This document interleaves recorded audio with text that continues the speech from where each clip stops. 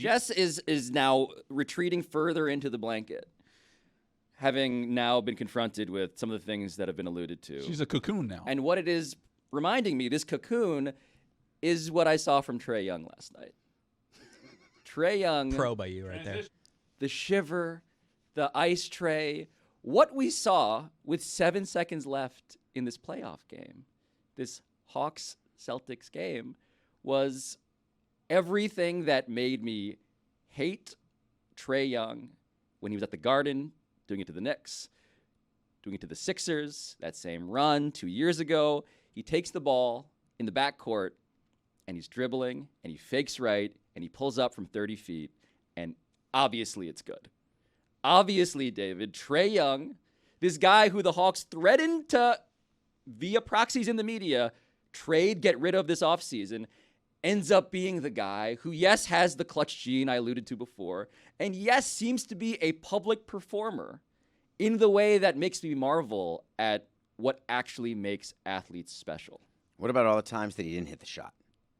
The recency bias here makes me smile because what Trae Young did, it's great video. To win the game. 3-2 now. All-important Game 5. 3-2 What the Celtics. Heat are trying to do tonight is win on the road down 3-1. I believe that's what the Hawks... Were the Hawks not in Boston for a Game 5? Yeah, and it's 3-1. Okay. So Trae Young pulls up. When that shot, as a front office person, you're looking at that, you're saying, I knew it. We drafted this guy. We're aware of what he does, and we can't change him, and we're going to live with him until we get rid of him.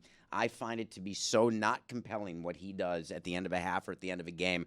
I can't count on him to win me a ring. Never. Because of the way he is. So Quinn Snyder is the new coach of the Hawks, and he is a person with power in the front office. He was brought in not just because he looks like a guy who calls Batman the Batman. He was brought in because he's a guy who has to help solve the problem of Trae Young. And what he said after the game was fascinating. He said that he essentially knows that this is Trae's mindset. He knows that Trae needs to give up the ball. He knows that Trae is going to dribble. But Trae Young is going to be, essentially, and to your point, to his detriment and to his credit, exactly what he is. He's the guy taking the shot. He wants to take the shot. He can hit the shot. He has missed a lot of those shots in the regular season this year, but now we're doing the thing of realizing, is there something special when a guy rises to the moment, when the stakes are higher, when the pressure is strongest, heaviest? What does this guy do?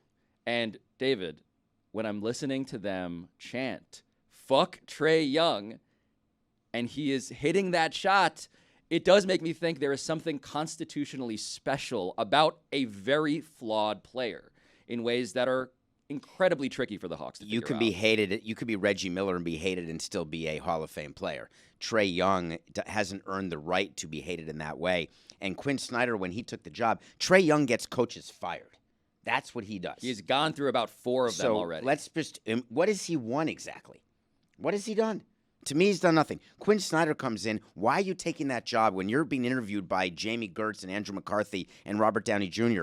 Are you not saying, what do I do with Trae Young? Do I have to kiss his ass? Do I have to allow him to do whatever he wants? Or can I actually make this a winning team? Well, I believe, and this is the Russell Westbrook question in a different form, in a younger form maybe, but I believe in life as well as in sports, like, we're not here to rewire people. You know, like if this guy's wired this way, we're not here to rewire him. That is beyond the powers of even the most psychoanalytically empathetic head coach. But you have to recognize whether or not that's a winning wire combination. And so what you can do is figure out, what are the incentives?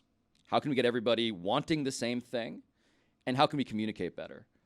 And the Trae Young question, David, is really hard because not only is he, I don't know, he's the Wario to Steph Curry's Mario. He's like evil Steph Curry. That's the promise of him. Like, he does all the stuff that Steph does. But he's just like, you know, more villainous in that way. He is also somebody who I believe needs help. And DeJounte Murray was the guy that was supposed to pair with him. Defense first guy, doesn't need the ball, came from the Spurs this season. That was supposed to be the perfect pair. It wasn't the perfect pair. Now DeJounte Murray is out because he did that thing with that ref, right? And so the idea that that evil Steph can come in and do this, like on some level, I don't think about this as a front office.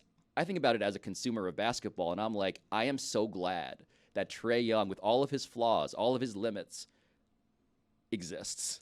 Only if He's you're playing so them. fun. Are you only so glad because when your team plays them, they when win? I play him, if I'm a Sixer fan, I hate his guts. I hate his guts. Exactly. If you're an Atlanta fan, you hate his guts also because you could have had goddamn Luka Doncic market.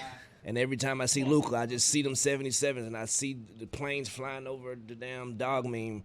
We got Trae Young shooting shots. I never salute to Trae Young. I love you, brother. But you're right. But the original sin of Trae Young is that they took him and didn't take Luka Doncic.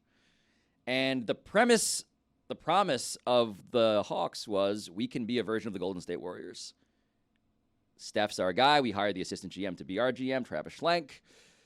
And now they've gone through 4 coaches. They've gone through all these partners. And they're now reckoning, David, with the idea that when this guy is winning games in the most dramatic, cinematic fashion, what does that make us feel? And how is that different from what our brain is telling us? You have to ignore how it makes you feel if you're actually evaluating.